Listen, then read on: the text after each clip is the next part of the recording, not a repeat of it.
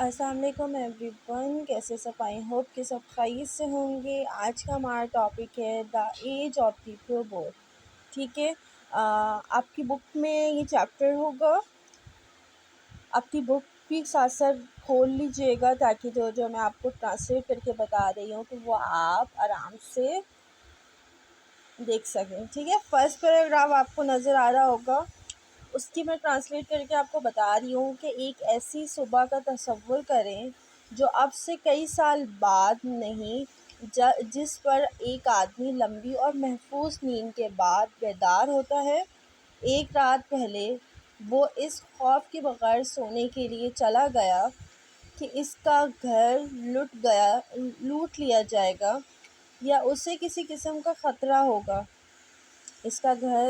اس کا گھریلو کمپیوٹر اسے بتاتا ہے کہ اس کا ناشتہ تیار ہے۔ ٹھیک ہے، تو وہ اس کھانے سے لطف اندوز ہونے کے لیے باورچی خانے کی طرف بڑھتا ہے جو اس کے باورچی خانے کے روبوٹ نے تیار کیا ہے۔ ٹھیک ہے، تو یہ تھا فرسٹ پیراگراف کی ٹرانسلیٹ۔ سیکنڈ پیراگراف کی میں آپ کو بتا رہی ہوں، جب وہ کھاتا ہے وہ قریبی ویڈیو مانیٹر پر صبح کی خبروں کی سرخیوں پر نظر ڈالتا ہے، جس پہ یہ نوٹ کیا جاتا ہے کہ بے روزگاری کا عملی طور پر خاتمہ ہو چکا ہے۔ مجموعی قومی پیداوار میں گزشتہ سال کے مقابلے میں 15% یعنی کہ 15% اضافہ ہوا ہے اور اس کا اسٹاک اچھا کام کر رہا ہے۔ جانے سے پہلے وہ گھریلو رپورٹ کو یاد دلاتا ہے کہ وہ بچوں کو ان کے ریاضی کے اسباب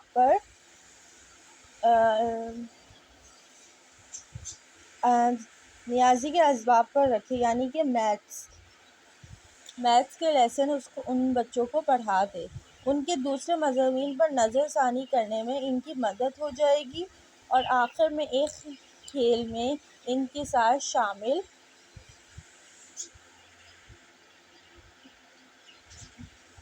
کر دیا جائے گا۔ ٹھیک ہے، تو یہ ہے سیکنڈ پیراگراف یہاں تک۔ ٹھیک ہے، اب ہم آتے ہیں اس والے پیراگراف میں۔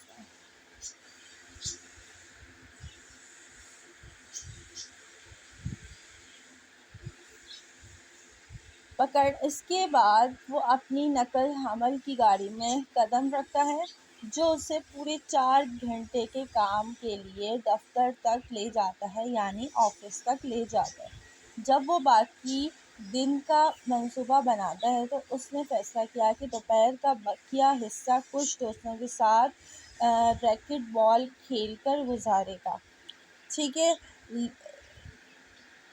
یعنی کہ اس نے ڈیسائیڈ کیا کہ وہ اپنے دوستوں کے ساتھ باقی کا کچھ جو دن ہے یعنی کہ کچھ ٹائم ہے وہ گزارے گا۔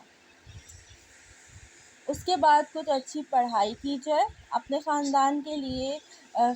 خاندان کے ساتھ پہلے سے تیار شدہ رات کا کھانا کھانے کے بعد وہ شام کی باقی حصوں میں گھریلو کمپیوٹرز میں سے ایک کے ساتھ کام کرے گا، پھر ایک بار پھر خوشگوار نیند کی طرف بڑھے گا۔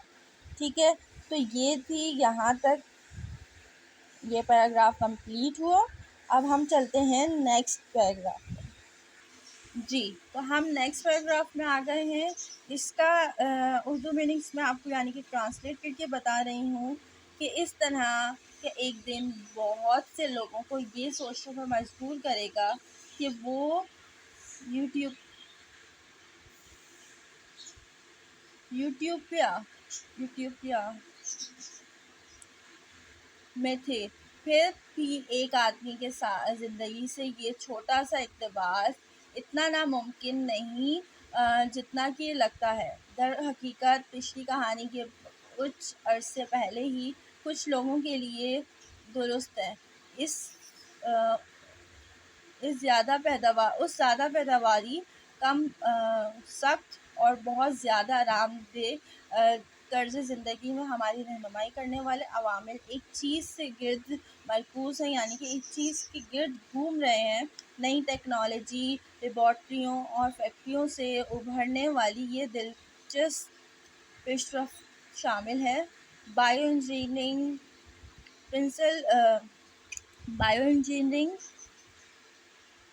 Bio engineering personal computer and extensive space exploration. ٹھیک ہے. تاہم ایک ذاتی روبوٹ ایک مشین ہے جو شاید کسی بھی دوسرے ایجاد کے مقابلے میں معاشرے پر زیادہ گہرا اور وسیع اثر ڈالے گی.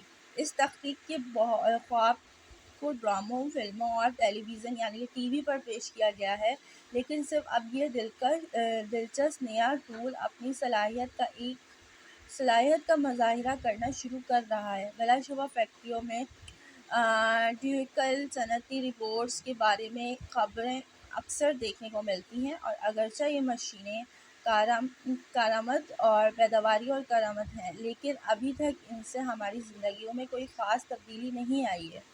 در حقیقت فیکٹریوں میں نسبت کم روبوٹ کام کرتے ہیں. اگر ایسا ہے تو روبوٹ اتنے سارے لوگوں پر اتنا ڈرامائی اثر کیسے ڈالیں گے؟ ٹھیک ہے. حقیقت یہ ہے کہ ان کا صنعت پر بڑا اثر پڑے گا، اس پر بعد میں بات کی جائے گی، لیکن رپورٹ کی قسم جو سب سے بڑی تبدیلیوں کا باعث بنے گی وہ صنعتی نہیں بلکہ ذاتی رپورٹ ہے، یا جیسا کہ میں اسے کہنا چاہتا ہوں ایک رپورٹ. ٹھیک ہے. تو یہاں تک کمپلیٹ. اب ہم چلتے ہیں نیکسٹ پیراگراف. جی تو اب اس پیراگراف کے بارے میں بتا رہی ہوں کہ روبوٹ کو گھر کے اس پاس تفریح، بات چیت اور مدد کے لیے ڈیزائن کیا گیا تھا. ٹھیک ہے. صنعتی رپورٹ کے مقابلے روبوٹ کا ہم پر زیادہ فوری براہ راست اثر پڑے گا، کیونکہ ذاتی رپورٹ در حقیقت گھر میں ہوں گے، گھر کے کام کریں گے، بچوں کو پڑھائیں گے، حتیٰ کہ کتے کو بھی چلائیں گے.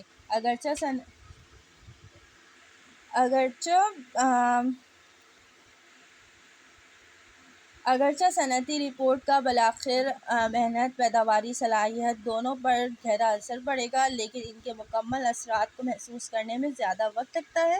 روبوٹ اور کمپیوٹر کا بہت گہرا تعلق ہے. در حقیقت روبوٹ کو کمپیوٹر کو توسیع کے طور پر سمجھا جا سکتا ہے، اسی طرح روبوٹ کو ذاتی کمپیوٹر کی توسیع کے طور پر سوچا جا سکتا ہے. یعنی پرسنل روبوٹ ایک پرسنل کمپیوٹر ہے، اور بہت کچھ گھریلو کمپیوٹرز کی طرح ایک روبوٹ میں انسانی ذہانت نہیں ہوگی، لیکن اس سے بہت سے کام انجام دینے کے لیے پروگرام کیا جا سکتا ہے، جیسے کہ سبق سکھانا، بڑی مقدار میں معلومات کو یاد رکھنا، منظم کرنا اور لوگوں کو تفریح فراہم کرنا. ٹھیک ہے. تاہم کیونکہ لاکھوں لوگ پہلے سے ہی گھریلو کمپیوٹرز کے مالک ہیں، ان مشینوں کی صلاحیت سے تقریباً سبھی واقف ہیں. روبوٹ کی طاقت اب بھی بہت سے لوگوں کے لیے ایک معمہ ہے، لیکن ان کی صلاحیتوں جیسے کہ کسی بھی قسم کی روبوٹ کو سمجھنا واقعی مشکل نہیں ہے. ایک روبوٹ بنیادی طور پر ایک پرسنل کمپیوٹر ہوتا ہے جس کا جسم ہوتا ہے اور اگر پہیوں سے لیس ہوتا ہے تو ایک جگہ سے دوسری جگہ جانے کے قابل ہوتا ہے. یعنی کہ اس کی ویلز لگے ہوتے ہیں تو آنے جانے میں اس کو آسانی ہوتی ہے. اور اگر جسم کا بازو ہے تو روبوٹ اشیاء کو اٹھا سکتا ہے، حرکت کر سکتا ہے اور جوڑ توڑ کر سکتا ہے.